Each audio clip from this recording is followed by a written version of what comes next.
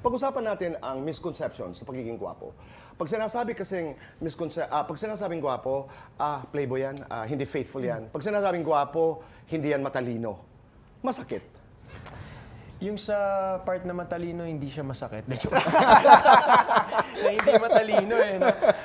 Okay. Minsan, opo, may Yung pagkakataon. stereotyping na Oo. tinatawag, di ba? Kumbaga, syempre, sinisikap natin palagi na hindi naman maging perpekto, wala naman pong perpektong tao. Pero sinisikap mo na maging mabuting lalaki, maging mabuting partner. Tapos yung ibang tao, syempre, tingin sa'yo, ay hindi, manloloko yan. Hindi yan Okay. talaga serious type. Balang araw, hindi man ngayon, magloloko rin yan. Yung mga ganun po. So anong sagot doon? Oo, hindi. Para sa'yo. I mean, I know you're not speaking on behalf of many people, but are you faithful as a partner, as a husband?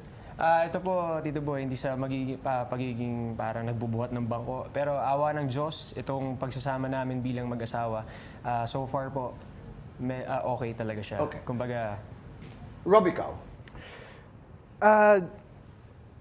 What was your question again? Sorry. I was listening to him. I was listening to him the whole time. Misconception na pag sinabing gwapo, hindi faithful. Pag sinabing gwapo, ay hindi matalino. With the not faithful, opo, syempre, nasasabi sa atin yun, kasi nga, may tsura ka, so you're always rude, hindi ka na loyal, right? But I beg to differ, I am loyal. I am very, very loyal.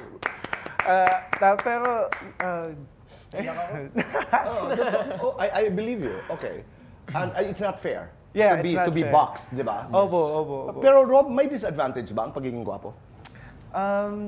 Siguro, yung like what you said, pag sinabihan ka na hindi ka faithful, porket may itsura ka, and pag hindi ka ganun katalino, I believe that there are no dumb or not so smart actors because this takes skill, a lot of skill. Okay. And the awareness, At marami pang practice, iba. madami pang Kasi iba. madalas ko naririnig, John at Rob, na from girls, no? From some of my girlfriends, ayoko ng gwapo. Ayoko ng gwapong boyfriend. I'm not comfortable. May mga ganun, no? Meron naman nagsasabing, I like them good looking. Pero kadalasan, yung issue doon ay, yun nga, yung may kinalaman sa, gusto ko yung hindi gwapo kasi mas may atensyon na ibinibigay sa akin. Which to me, I don't understand actually. Kasi minsan hindi naman tayo nakakapamili. It'd be more accepting kung syempre mas maganda po kung maganda din yung gwapo yung kasama natin, di ba? And it's feelings. Pero So- subjective naman yun eh. Exactly, di ba? Ang gwapo exactly, sa'yo. exactly. iba na ngayon eh, Tito Boy eh. Kumbaga, kung lahat naman tayo medyo active sa social media, Yeah. nakikita natin kung sino na yung parang mas nagloloko. Oo. Di ba? Tama, I get it. Kung Okay. napapanood natin at nasusubaybayan yung Okay. mga bagay. Although, iba't iba naman talaga ang dating ng bawat tao. May mga Okay. looks tayo na type talaga ng isa.